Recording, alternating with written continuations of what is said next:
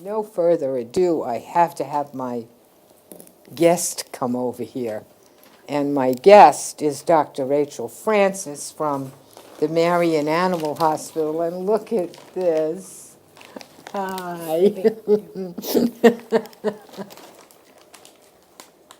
know, I think over here would be the best spot. Do you want me to move over there? Yeah, I think you should be over here. Okay. On the side? Yeah.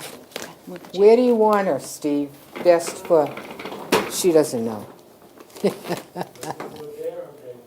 It's up to you. I'll do whatever you guys want. So I know you and I have been talking about. You can go to the other side if you want. I can put up some more lights. Oh, no, he yeah. has to sit for that. Oh, too bad. That's all right. So I know you and I have been talking about one of the things that I'm really passionate about, which is nutrition. Yes. And the other thing that I'm really passionate about is behavior. He wants I you to don't pet have him. another He one. wants you to pet him, which is why he said you can't see. You are so cute. And what is your name? This is Pickles. Pickles. So, over half of pets today in the United States are obese, and we had spent quite a bit of time talking about food and nutrition. But the number one reason that dogs and cats are euthanized in this country still is because of behavior. Surrendered to shelters. Depends on the estimates, depending on who you talk to. We don't really know how many dogs and cats are euthanized in shelters every year, but the guess is upwards of 15 million in this country. Oh, yeah. I know, because I get, like, from the Humane Society and the ASPCA, they give out newsletters and things, and I get an awful lot of information from Best Friends, which is out in Utah. And the majority of pets are surrendered to shelters because of behavioral issues. And it's not always aggression, it can be other behavioral issues. So I thought we would just do some basic dog training. Oh, that would be good, because And, the way you just went and he sat, is it This is he? Pickles. Yeah. Yep. He? I don't know, you can't really see me over there. Maybe if I move Yeah, this you way? can't really see him. How's that? Kind of. Oh, sorry, Pickle. Good He's, boy. yeah, she's. Oh, that's yeah. good. Perfect. Good. Okay. Yeah. So this dog was surrendered, was rescued from a shelter by a local family. And then I adopted him about 1.5 years ago from the family because he had insurmountable behavioral problems with them. He was extremely aggressive, and he was also very territorial, and he also is an escape artist. He can get out of any fence, any cage, anything like that. So with the combination of those, they didn't know who he was going to bite or when.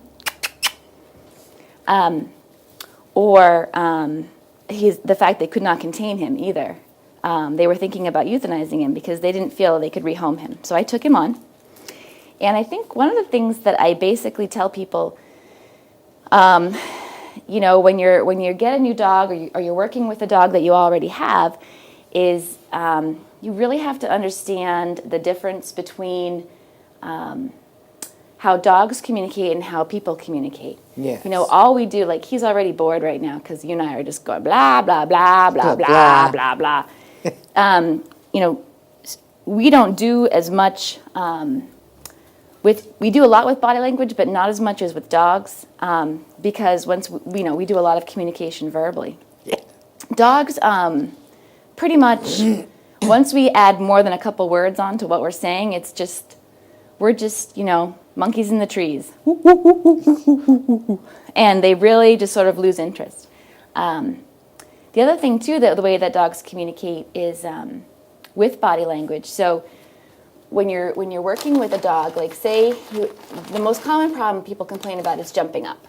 And this dog did that incessantly. Not only would he jump up, but when you didn't pet him or pay attention to him, he would start biting your pants, biting your ankles, biting whatever was around there to try and get attention. Now, most of the jumping up behavior is what? Why do dogs jump up?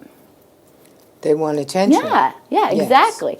So, and because we are so we're basically primates, we pay attention to sound and motion, and we always try to fix the squeaky wheel, right? So just jumping up usually gets our attention, right? Yes. So it gets them what they want. So what you have to do is actually retrain yourself to reward the behavior that you like. So this dog has learned that jumping never gets him anything in life. So if you want to stand up and come over here, he may or may not jump on you. Usually he's so good at this point. I wish I should have brought a dog who does jump up. Now you just ignore him and let's see if he'll jump up on you. So just now what I would do is turn around.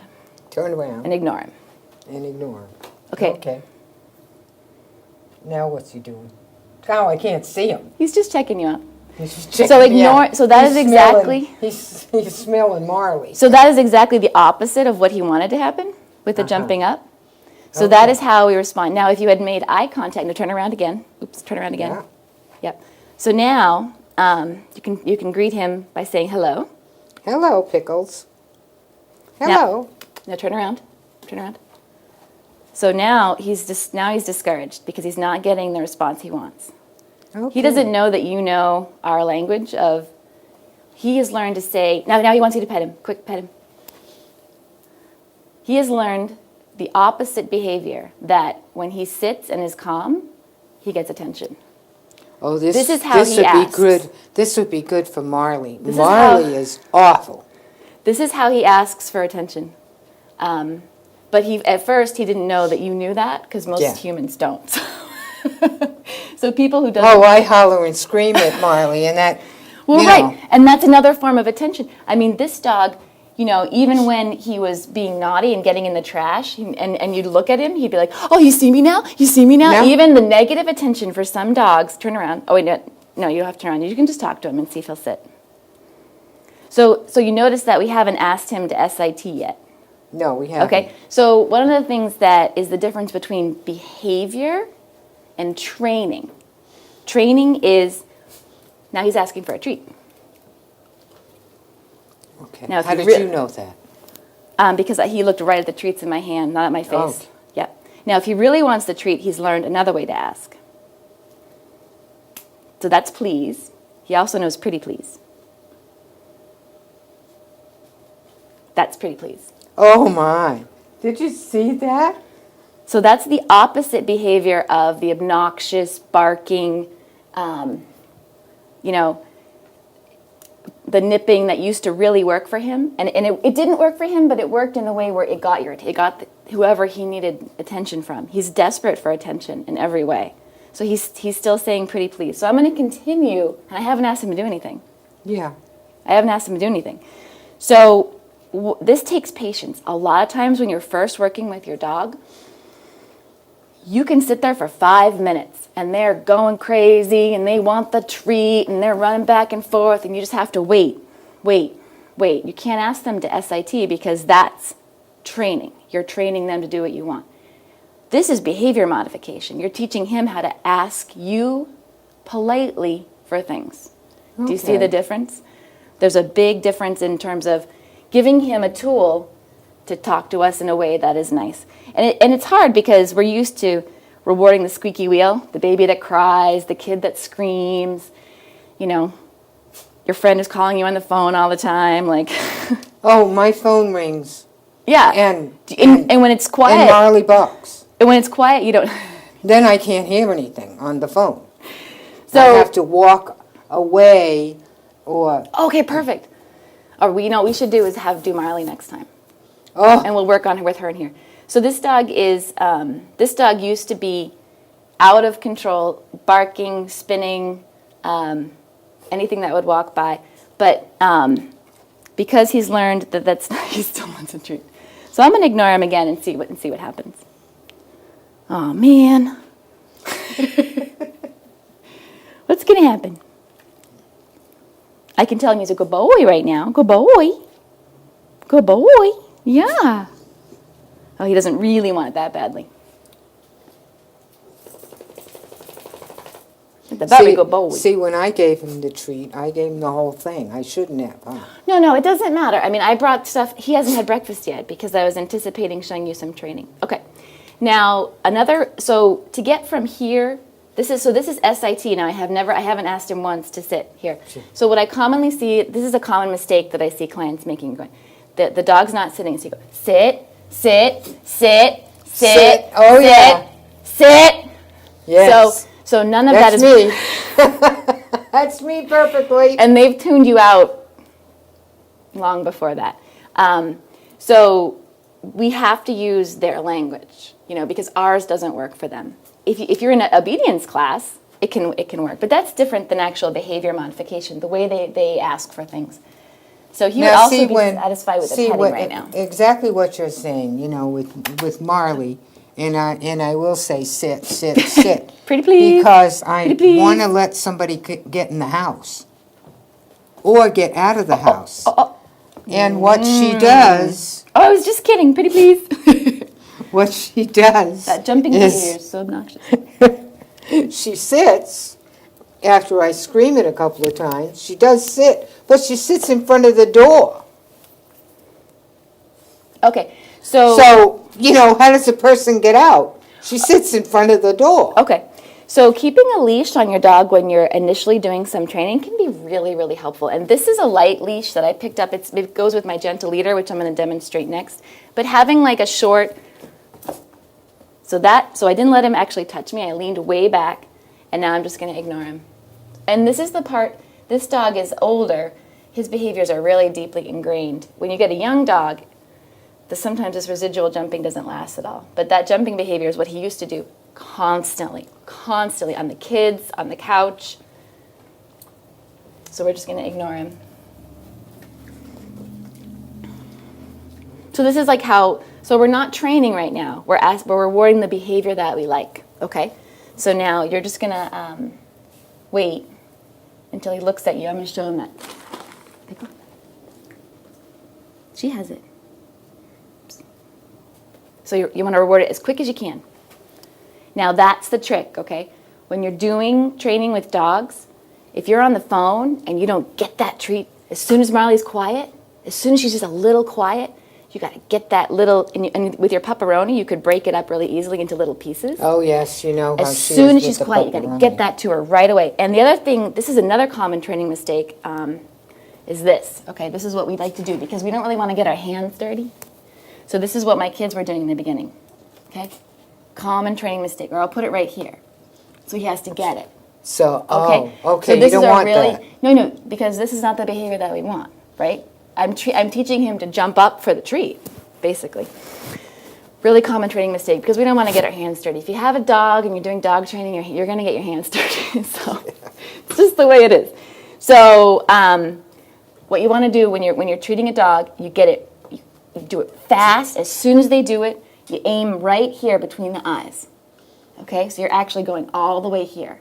Now, people don't like to treat their dogs because they're grabbing the treat frequently. This dog used to do that, try and snatch the treat all the time, and it hurts. Yes. Now, if you are treating your dog, I promise, if you get that treat, if you aim for the center of the eyes, you will not get bit. You'll get some slime on you. Yeah. But that is Well, opposite. slime doesn't bother me. So you'd practice that. Look, Pickle. There you go, Pickle. So just talk to him. Say, hi, Pickle. Hi, She has it, Pickle. honey, not me. Hi, Pickles. Now, quick. All the way in. I didn't break it It's down. okay, just all the way in. It's more important to be fast. You got to aim for here. And with Marley, that's sort of here. Yeah, that's Marley's flat face. Oh, now he's saying, pretty please. He says, oh, I didn't know you have the treat. Now, as quick as you can. The whole thing? Sure. It's more important for the speed. Oh, wow. It's more important for the speed. Now, when you see this behavior that you like, what you want to do, when you're starting out, is you want to keep rewarding it. So say Marley's quiet on the phone with you. Okay, say she suddenly, it's a miracle, she's quiet. You keep doing it. You're on the phone, you just keep rewarding that quiet behavior. Oh, okay. You just keep doing it, okay? And then And you want to do that for at then least... avoid going to see the vet who's going to put you on the scale. And Well, holler. Well, for about dogs, that. I mean, for dog training, it's true. Calories can be an issue. You know, for dogs that are heavy and need training, I recommend using breakfast. You know, because the kibble's small. Old behavior. Didn't get him what he wants, so now he's pretty please, pretty please. I was just kidding. So a lot of times when that behavior would start, it would keep going. So I would have to stand up. And so in the beginning, I was getting like, oh, sore, because I was like standing up all the time. Another common jumping up problem is this problem. Yes. Okay? Oh, yeah. Well, Yeah. Marley sits in my lap all the time. Well, that's fine if you invite them up. Pickle. Come in. That's different. Okay? Okay. Now, but this is something where dogs, now when they jump up at here, they don't seem to notice that you're ignoring them. Like if you're like, oh, I'm ignoring you, and they still have their little feet right there, they don't really get the picture. So for the jumping up on the lap problem, can you walk over there and come back? Go on. Over here. Over here. And I'll call him. Okay, Pickle, come. You actually have to get them the treat before they jump. Okay. So you actually have to interrupt that behavior so that they learn when they come over to you the correct. Now. He knows very well how to Well, get those treats. Behavior is really like the lying down because it's so opposite of aggressive jumping up behavior. And also kids and people, that they don't get scratched, you know. And with this toy breed, it's not nearly as but with big dogs, this type of nonverbal training where you just reward the behavior that you like works with any size dog, any breed, any age. People are like, oh, my dog's 12, he's too old to learn. I don't know how old this dog is. He's at least 4 before I got him. And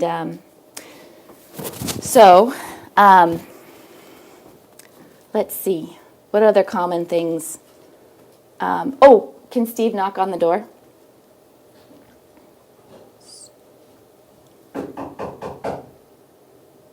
Who is it? Hello? Okay. So that is incessant. Keep knocking. Yeah. This is a very common problem in most houses, especially with the toy breeds. Oh, Right? yes. Okay. And then usually this dog will get so wound up that he would start to charge the door, attack the door. You know, and I think you were telling Marley doesn't like anybody on the street. Okay. Oh, no. Marley doesn't like anybody on the street doing anything. Okay. So, Or coming to the house or anything like that. okay, so this is a different type of work, of behavioral work. This is not training. We're not training. We're doing behavioral. We're changing his how he feels about that knocking. Okay? Okay. So now Steve's going to knock again. Pickle. But wait, I'm going to treat him before you start. Now go. Pickle. So now the knocking means something different. Now No. stop. Goodbye! And he's been doing that for a long time. We've been distraction work. Thanks, Steve. We've been doing this distraction work for so long that he's not going to keep caring about the door. But distraction work is replacing the feeling that, so when people knock on the door, you have to bark. Knocking on the door is something where you got to come over and get a treat. So it's not because they know someone's coming. It's because the stimuli, the barking is so rewarding. And then you usually start yelling too, right? Because when they're going, row, row, row, you're going, stop it, stop! We're gonna get the door! And they're going, yeah, we're barking! We're both barking! Yes. So That's exactly what happens. yes. I've got a neighbor that lives across the street, and if I didn't have him with what I went through this weekend, he comes over to help. But all I have to do is say this guy's name, George, and the ears perk up. And she goes right up on the couch and right to the window and knows exactly where he's coming from. And as soon as he comes across the street, she's already barking and she's at the door. And by the time I let George in, you can't hear a thing. You can't hear a thing. So they don't So- understand that so when you're in that barking thing and you're yelling at the dog to stop barking, Yeah. there is not a thought in their head that you're scolding them. Okay. You are joining the pack and barking at the problem right now. And it's just that's one of the reasons why that behavior is so hard to change with people, because we're going, be quiet, and they're going, yeah, woo, woo, woo. Like we're all barking, Pickle, come. We're all barking together. Come on. Come on, up here. So I just wanted to show you. So this is my other favorite training tool. Pickle, sit. Sit. This is called a gentle leader. This is the actual brand name. And there's a bunch of great knockoffs, too, that all work equally as well. This is a training tool developed by veterinarians that actually is extremely humane. It's the opposite of a prong collar or a choke collar or something like that. Okay. It's been around for a while, and it works on a head halter type of principle, just the way we would halter up a horse, basically. Okay. This loop here is a nose loop. So, and you adjust it to the tightness of the nose right here, and it doesn't put any pressure on the dog. Now, this is the part where this is the only tricky part with this training, because the dogs don't like it. As you can imagine, horses don't really like it either, having something on your nose. So what you got to do in your first training for this kind of thing is teach them to ignore it. So what I'm going to do is leave the leader on and see how he's not trying to drop it off. Usually they try to drop it off. So usually they're getting that thing off, okay? But he's so used to it, he's just going to leave it on, okay? And that takes probably 3 5-minute sessions to teach your dog how to be comfortable with that nose loop on there where nothing's happening. But not on a pug. Pugs, you can use them, but There's no nose. you can use them, but it depends on the size of the nose roll. And most of these companies recommend being cautious. They make this particular company, the Premier company, makes a halter that has this sort of drawing down technology in it. But you can use them in pugs, but you have to be carefully fitted. Okay. For any other dog with a nose, this is fantastic. So, okay. So with a leader on, the dog can basically do everything he normally would do. Eat, drink, play ball, play fetch, bark his head off, things like that. Now, It doesn't stop them from barking. no. They can still open their mouths. Absolutely. Yep. They can eat as Eat, well. drink, play ball, play frisbee, do whatever they want to do, okay? He's very used to this. So, now the difference is that when I see a lot of people coming into my hospital, this is their usual stance at the end of the leash, depending on the size of the dog, right? And the dog's going, oh, I can't wait to get in there, or I can't wait to leave, one of those things. So the difference when you're switching to something like this type of halter, and I think the other names are like Halty, there's a couple other of knockoffs these all work very, very well, is you switch to what's called a loose leash, okay? So I don't have a lot of room here, but Pickle. So instead of having a tight leash on the dog where he knows he has to actually watch you and stay with you, or he's going to get a little tug. Good boy. Come. Now, let's say, I wish I had something he was upset about. So let's say you're walking along with your dog, and what's Marley's biggest thing when she's walking? Like, what does she usually bark at? When she's walking, not really much. Nothing bothers her? No. So some people... No. I mean, if she sees other dogs, she seems to be okay. And most of the dogs in my neighborhood are good dogs, and they don't attack. So we seem to do well on a walk. So if you're usually... It's in the house that she's obnoxious and rambunctious. And This is something that, in the house... gentle leaders are, this dog, when he has his leader on, he has he becomes a lot calmer. So if I'm expecting guests, I almost always put the leader on him. And then I usually keep a leash on it of some kind, or hook him up. So if he is seeing something that is bothering him, when you pull on the nose loop, the head comes down. Yes. And that's it. Someone showed me that when I still had Shadow. So they can't actually lunge, bark, and because, I mean, I've seen 3-year-olds walking, 100-pound labs with these on. Because of the point of pressure is, and you really only need a very small amount of pressure to stop a big dog. And there's no, and it's not a painful stimuli. It's annoying. Yeah. But that's a lot different than a choke, which pinches Oh, the skin yeah. and chokes, or a prong collar, which Well, actually... Shadow didn't even care about the prong collar. And He that's pulled with it anyway. That's He a didn't really care. common, right. That's a really common complaint. And I find, too, that kind of training, especially for a guarding breed, like a pit bull or a Rottweiler, actually seems to stimulate them sometimes and make Right. them more upset, So this type of technology was designed by veterinarians, and it's extremely helpful. And, I mean, I think one of the reasons that people don't like it would be to say what it looks like. Why wouldn't... Wow. I'm watching the time. It looks like what? It, Like, people seem to be not want to try these because it looks like a... well, maybe stopping them from eating Mm-hmm. and things like that. Yeah. I thought that was...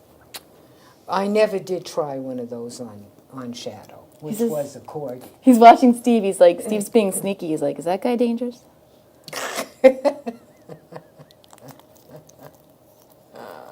Look at that.